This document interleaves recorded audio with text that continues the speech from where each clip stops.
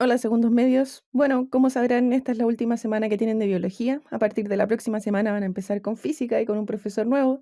Así que estuve pensando de qué manera podía despedirme y llegué a la idea de hacer un top de las 5 cosas que deberías saber para terminar biología este año. Solo quería saber qué se sentía ser un youtuber ya. Voy a intentar demorarme en menos de 5 minutos en estas 5 cosas que quiero que recuerden de aquí para siempre. Y luego al final del video voy a mostrarles un pequeño videito de introducción que mandó el profe de física nuevo. Así que quédense hasta el final. Número 5. Un cromosoma es una molécula de ADN compactada por proteínas. Lo que se ve acá es una animación hecha por computador donde se muestra una molécula de ADN. Lo que agarró al ADN ahí es una proteína. Y lo que pueden ver entonces es que las proteínas van enrollando al ADN o compactándolo para que cada vez vaya formando fibras más gruesas. Esa primera fibra que se formó se vuelve a enrollar y luego se vuelve a enrollar y luego se vuelve a enrollar sobre sí misma y finalmente forma esta estructura que llamamos cromosoma. Es lo mismo que en otros dibujos como por ejemplo este vieron antes o este, pero aquí se está mostrando de esta forma porque es una grabación de una célula real. Ahí pueden ver cómo se separaron los cromosomas y la célula se dividió, quedando el material genético en el núcleo. Número 4. La mayoría de las personas tienen 46 cromosomas en cada una de sus células, de los cuales el último par determina el sexo biológico.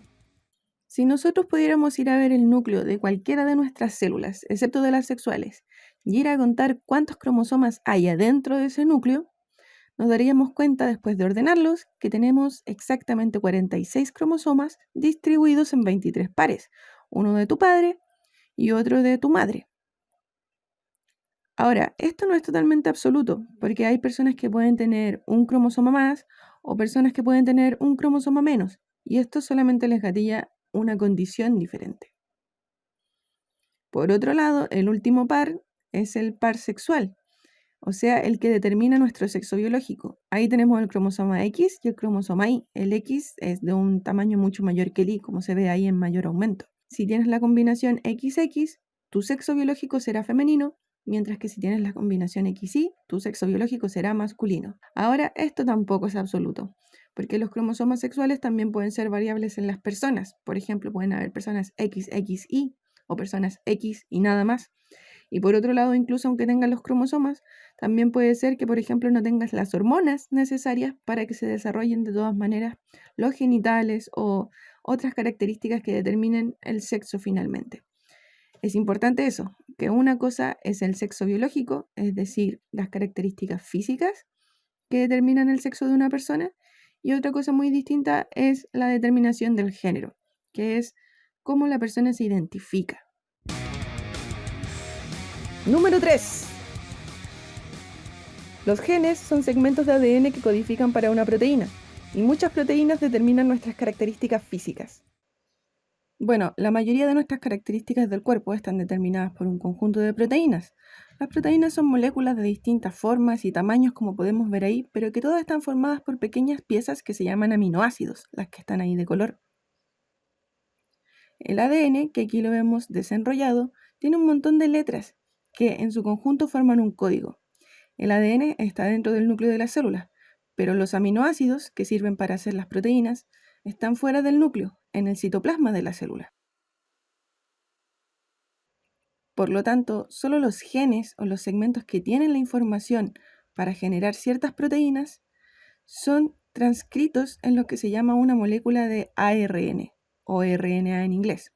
Esta molécula de ARN es una pequeña copia del segmento de ADN que tiene la información, es decir, tiene las mismas letras que tiene esa parte del ADN.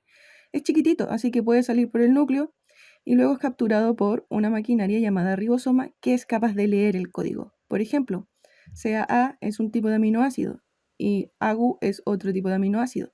De esta manera, mientras los va leyendo, va formando la proteína en el orden de aminoácidos que corresponde, de manera que se puedan formar todas las proteínas que determinan las características de nuestro cuerpo.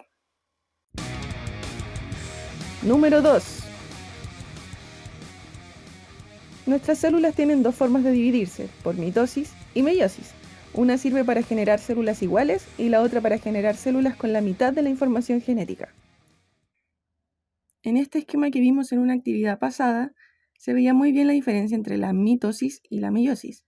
La mitosis, como se ve ahí, es el mecanismo por el cual la célula puede generar células que tienen la misma cantidad de cromosomas que tenían antes. Esto pasa, por ejemplo, cuando se forman los embriones, luego de que se junta el espermatozoide con el ovocito. Se parte de una célula y luego ésta se va dividiendo haciendo copias de la primera hasta generar miles y miles de copias iguales de esta célula. Se preguntarán cómo, si se divide, termina teniendo la misma cantidad de cromosomas que la célula que la estaba formando. Bueno, porque antes de cada una de esas divisiones, la célula se asegura de haber multiplicado por 2 previamente su material genético. Lo multiplica por 2, lo divide por 2 y por lo tanto las células resultantes son iguales a la anterior. En este caso lo que vemos acá es un embrión de un sapito. Otro proceso donde participa la mitosis es la regeneración de los tejidos, como se puede ver ahí. Si hay un daño en un tejido y se pierde ese espacio, las células que están al lado se pueden multiplicar por mitosis para generar copias nuevas y ocupar el espacio que faltaba. Por otro lado, la meiosis es un tipo de división donde las células resultantes tienen solamente la mitad de los cromosomas que tenía la célula anterior. En este caso el ADN también se multiplica, pero luego se divide 2 veces, entonces queda con la mitad de la información. Sirve para generar las células sexuales, los ovocitos en el caso de las hembras y los espermatozoides en el caso de los machos. Y luego estas dos células se van a unir mediante la fecundación para formar el nuevo individuo con 46 cromosomas. Número 1.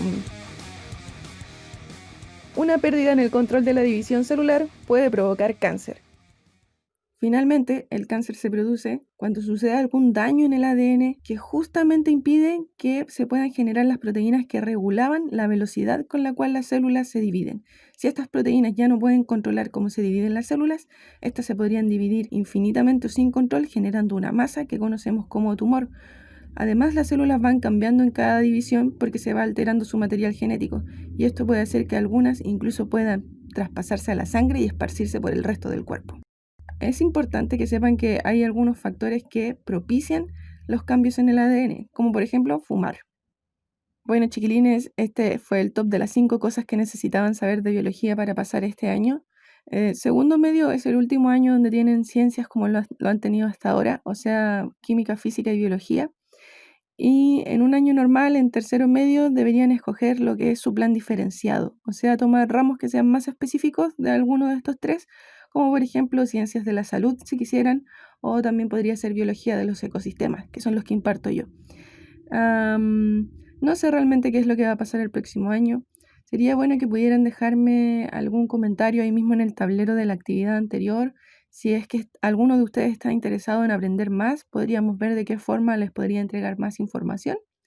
O también si tienen dudas sobre carreras o algo así que les gustaría saber. Yo de todas formas voy a estar revisando los comentarios que hagan en las actividades anteriores, así también como los que están atrasados con sus tareas, las revisaré yo las de biología. Y a partir de la próxima semana van a empezar con el profe Santiago, que es el profe de física, y que aquí les dejo un pequeño videíto. Hasta la próxima. Muy buenos días, segundos medios, ¿cómo están? Mi nombre es Santiago, voy a ser su profesor de física, sin duda la mejor de la ciencia, aunque mis Cata y mis Cone digan lo contrario. Estoy muy contento de poder hacerles clases, vengo con séptimo y octavo, así que buenísimo trabajar con jóvenes más grandes ya. Me contaron que es un muy buen curso, así que espero ansioso poder verlos. Que estén muy bien, un fuerte abrazo, cuídense.